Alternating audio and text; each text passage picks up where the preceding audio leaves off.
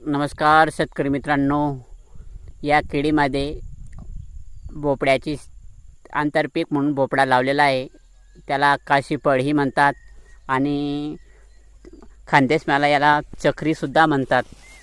यामुळे केळीचं खूप नुकसान झालं आहे, कारण केळी वाढ घेत नाही आहे आणि दिलेल्या खताचा डोस सर्व हे भोपळ्याला लागत आहे, भोपळ्याच्या आंतरपिकाला लागत आहे आणि शेतकऱ्याने मोठ्या प्रमाणात खर्च केलेला आहे.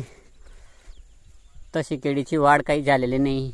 इकडे केळी थोडी लहान राहून गेलेली, केळीची रोप पाहू शकतात. अशा प्रकारे सर्व कशाचा डोस भोपळ्याला लागलेला आहे.